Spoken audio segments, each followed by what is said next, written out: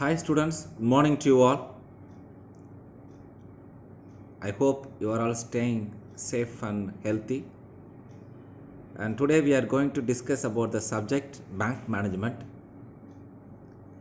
We have 5 units in this subject, and first unit we are going to study about the banking structure in India and different banking functions, services, and what are the commercial banks, foreign commercial banks, private commercial banks, and their services.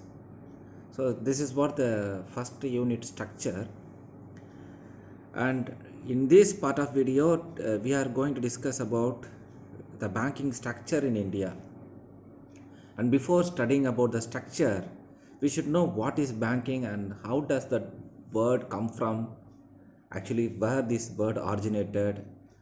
Do we have any history of banking? Anybody started banking in any country? In which country they have started? What type of functions they were doing? How did the bank evolve over the years? So these are the questions that make us think about the coming of the banking system throughout the world. So actually, in ancient Babylonia, Greece, Egypt, banking was carried on. So the temples, temples are served as the place to deposit money. In Rome, the year 210 BC, an ordinance, a rule was issued that a place was separately arranged for depositing money. And there were people, those people are called money changers. Because in the Rome, there were different currencies. That is why there is a need for a money changer.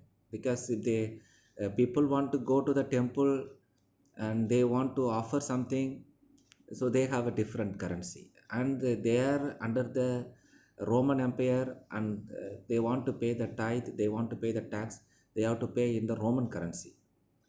They want to go to the church, go to the temple, and they have to have a different currency. So, and also they are also involved with the different national people, Greece. So if they want to go to the Greek people, and they must have a Greek currency. That is why there was a need for a money changer. So they were exchanging the money. So the banking function was originated before Christ in the year 210 itself.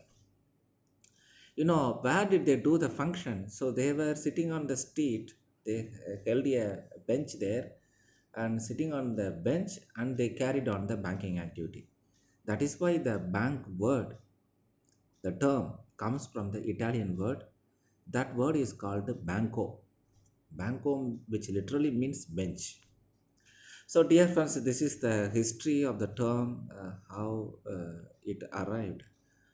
And see the banking in 1587 in Venice, the first bank was set up. That bank is called Banco di Rialto. So that bank accepted deposits and permitted depositors to write checks against their money. In 1619, Banco del Giro took over this bank, and Bank of Amsterdam was set up in 1609. And Bank of England, it was set up in 1694, and which was later on followed by other central banks of different countries. In India, can you assume when it was opened? In India, first ever bank was established in 1786. That is a bank, General Bank of India, which was followed by Bank of Hindustan and Bengal Bank. In 1809, the Presidency Bank uh, was established in uh, in Bombay in 1840, and Presidency Bank in Madras was in 1843. And the Reserve Bank of India Act was passed in the year 1934. And after independence, Reserve Bank of India was taken over by Government of India by passing the Transfer of Public Ownership Act the shareholders of Reserve Bank of India were paid compensation. So this is the little history of banking and how the bank, originated in India. Okay, now we should know that we should always, for any subject, for any term, want to study, we should know the definition. So there will be a definition, because only through that definition we may know the entire functions of banking. The definition will speak about the entire functions in few sentences. The Banking Companies Act 1949, Section 5B, subsection B, defines banking as accepting for the purpose of lending or investment of deposits of money received from the public, repayable on demand and withdrawable by check, draft, order, or otherwise. It's a wonderful definition. It covers all the aspects. First, you can see what does the bank do? It accepts. What does it accept? It accepts deposits of money. Okay, where does it accept? Where does the money come from? The money received from the public. Okay, so the money received from the public as deposits. Okay, what is the purpose? Purpose of receiving money from the public. What the bank is going to do with that money? Bank is going to do with that money for the purpose of lending. So bank is going to do with the money received from the public. What does it do? It will go for lending. Or only lending? No, lending or investment.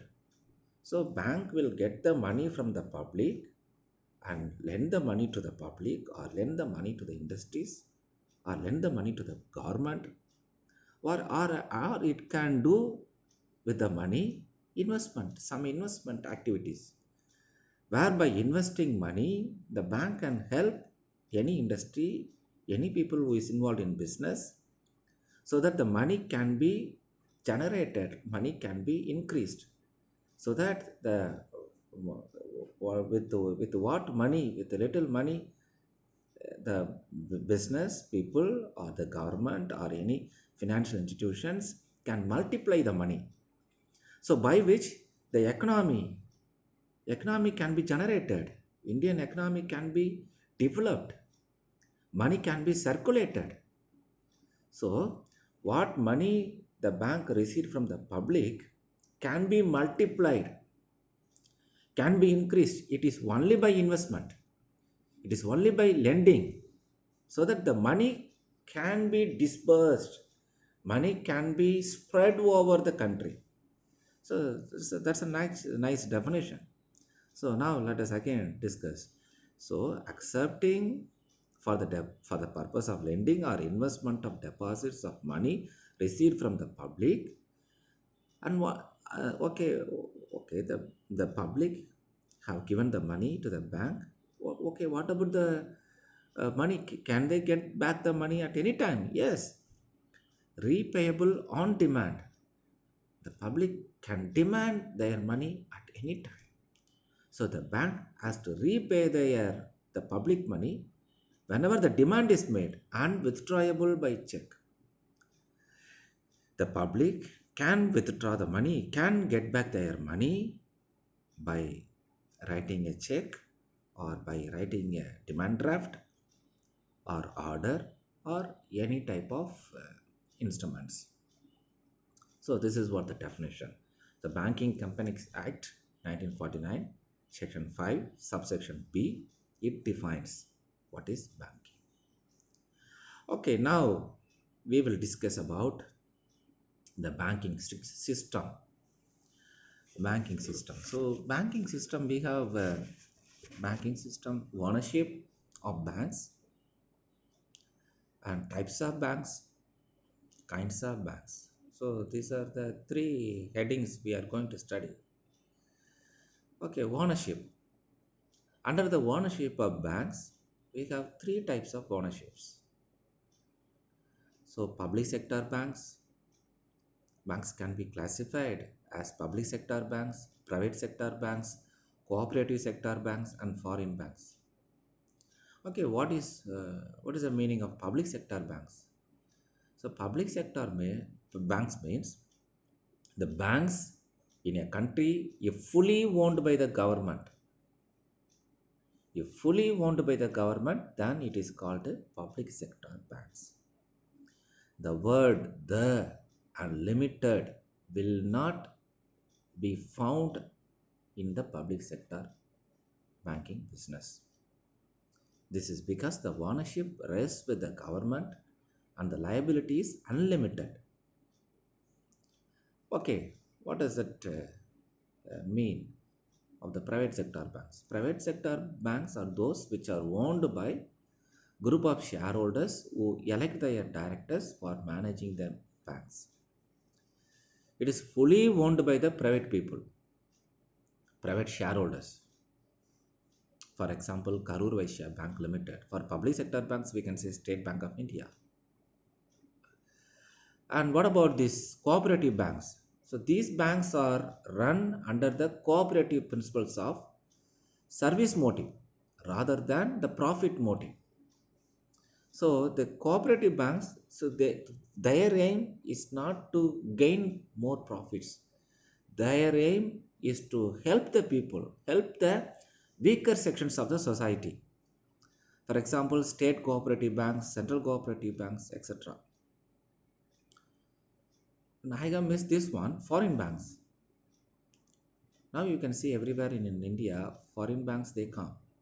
Okay, what does it mean? So who is the owner of the foreign banks? Banks belonging to foreign countries having their branches in India are foreign banks.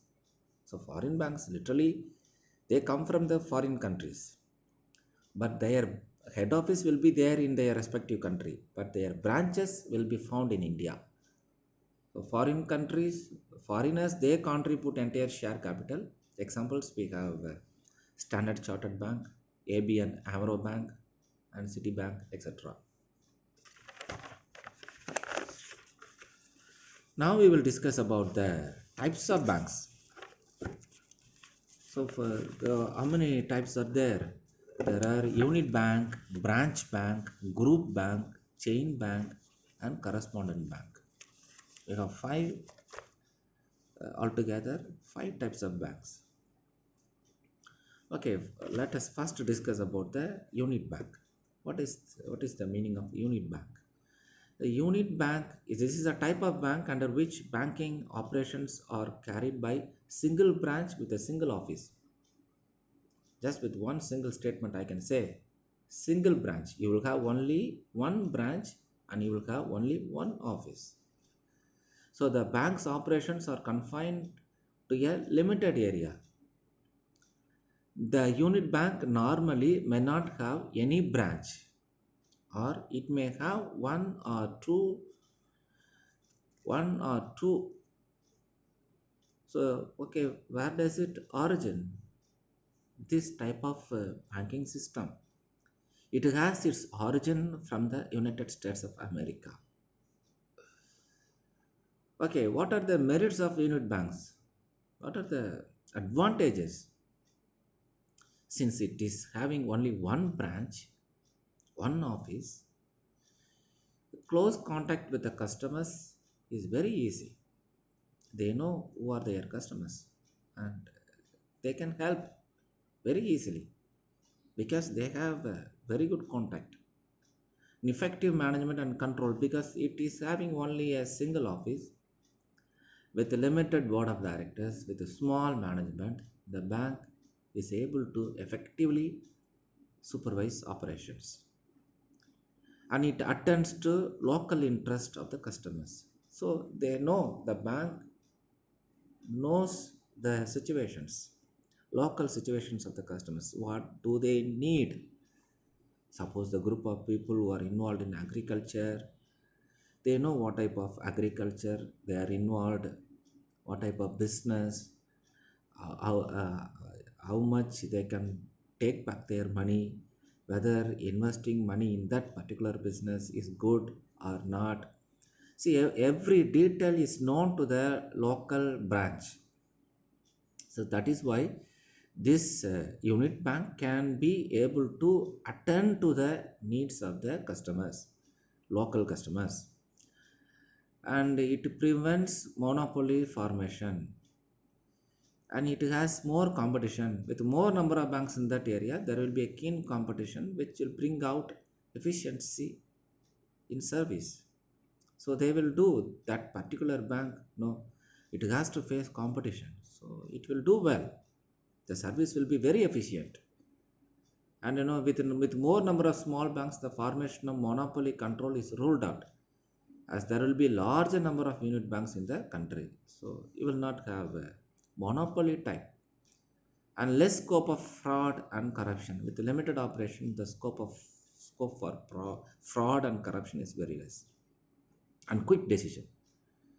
The management will not delay in taking decisions as there is a close contact with the administration. And what are the demerits of unit banks? Limited resources. As the bank confines to a limited area, the scope of mobilizing more deposits is limited. And remittance of funds, it is also a big problem because it does not have more branches. So sending funds to remote places will be very difficult, and cannot provide complex banking services. Of course, because it is a small banking system, it has only single office, single branch. So that is why we will not be able to provide short-term loan or long-term loans, and different types of services will not be possible in this type of banking system. And of course, central bank control. With more number of unit banks, it is very difficult for the central bank to control them effectively. So this is what unit bank. And we will discuss about now branch bank. What is it, branch bank? I told you, unit bank originated from United States of America. This branch bank originated from England. So this is the system that we are following even today. So unlike unit bank, branch bank is a system with a group of shareholders and board of directors constituting the head office. The business operations of the bank are carried by these branches spread throughout the town, state, or country, or even throughout the world.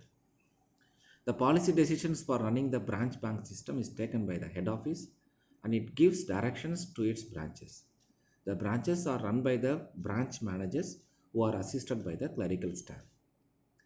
England adopted this system of banking operations. The big five banks of England, namely Midland Bank, Barclays Bank, Lloyds Bank, Westminster Bank, and National Provincial Bank, were responsible for spreading of branch banking system.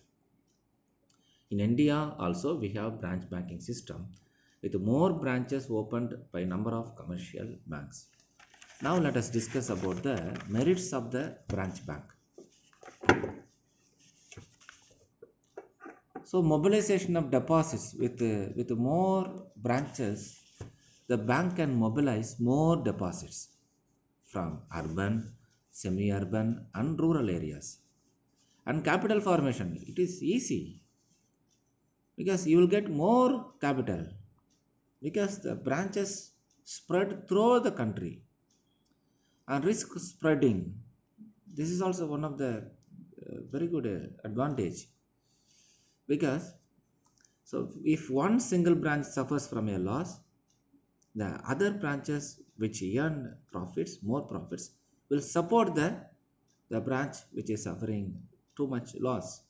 So risk is spread out. And risk bearing, yes, even at the time of depression, the bank will be able to survive. Bank will be able to face the depression, face the recession, because the risk is spread, because each one will have a different types of business, will have a different types of situation. And uniform interest rate, yes, the branches spread throughout the country, the interest rate on loans will be the same in all the branches. so also for the deposits. So this will enable uniform growth of industries. And remittance of funds with the branches, remittance of funds from one place to another will be only easy, but it will be inexpensive because they have their own branch. Very easy to transfer funds, and it will be inexpensive and efficient functioning. Of course, the branch banks can afford to employ efficient persons with attractive salaries. This will promote efficiency in operations. Balanced growth of economy. Yes, you can find growth in the economy. Effective control by the central bank. Yes, the head office will be easily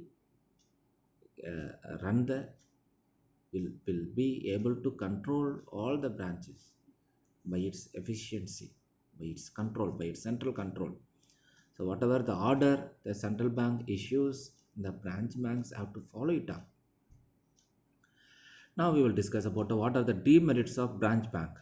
Ineffective remote control. With the more branches spread through the country, the control on branches becomes ineffective and it is very difficult to take any instant action on erring personnel. And delay in decision making. Again, it's the same problem because the branch managers do not have full control, do not have adequate powers and they have to depend on everything. They have to depend on the main head office. Suppose you go there and ask that this is a problem. See, I have faced a deficiency in my balance. The customer goes and reports to the branch banks. What does the branch bank say? Wait, sir, we will respond to you. And the branch bank has to write a letter to the head office, and it will take time to get the response from the head office, and they have to check from somewhere else. So it will take one or 2 weeks or 3 weeks for any problem. So the branch managers, they don't have ample powers, efficient powers to be more responsible, to be very quick in taking a decision. So there you find a delay in decision making. And local interest set aside. Yes, of course, because no, the power is centralized. Whatever the central bank says, the branch bank has to follow it up. So there will be a different situation in the local place, different types of situations, different types of needs, different types of business. But the local banks cannot represent the local problems, local interests. Whatever the central bank says, the local bank has to simply follow it up. Scope for corruption and fraud, of course, because too many branches, too many activities, too many transactions, there will be a scope for fraud and corruption. Sometimes it will paralyze the economy. The branch banks can paralyze the economic operations of the country by resorting to strikes or lockouts. Suppose all of a sudden the banks they choose the option for going for strikes and lockouts, it will destroy the whole system. So these are the some disadvantages of branch banking, and now we will discuss about the group bank. Group banking is a type of banking in which there is a holding company controlling the subsidiary companies which are doing banking business. Thus, the banking business is controlled by the holding company. In certain cases, the holding company is a banking company and the subsidiary companies are also banking companies. The holding company will be having control over the subsidiary banking companies by three types of activities. One is controlling the majority of shares in the subsidiary companies. They have the holding company will have the most of the shares. And second one, by controlling majority of the voting rights in the subsidiary companies. All voting rights will be possessed by the holding company. And third one, by having power to appoint majority of directors in the subsidiary companies. So in India, we have a State Bank of India, which is a very good example for group banking. And we will discuss about the chain bank. When different banks are coming under a common control through common shareholders or by interlocking of directors, such banks are called chain banks.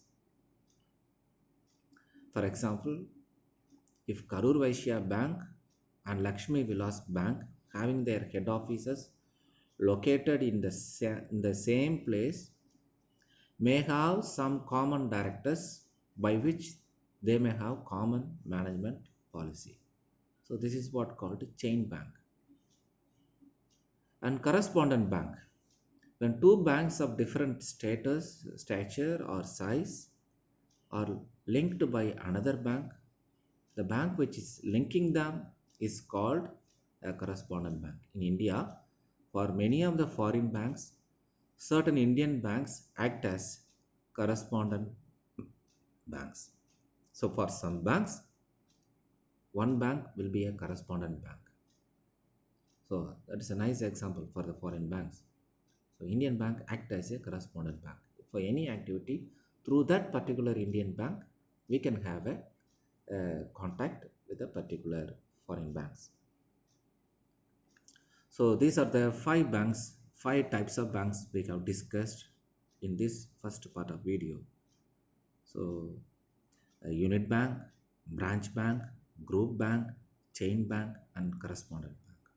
So in the first part of video, we have discussed what is banking, how does the word come from, what is the actual meaning, and in which country it has started, in India, where it started, when it started, and the history we have, little history we have studied, and we have also elaborated the definition of banking, and we have studied the ownership of banks, and we have also discussed the different types of banks in the first part of video. Thank you for watching the video. Thank you.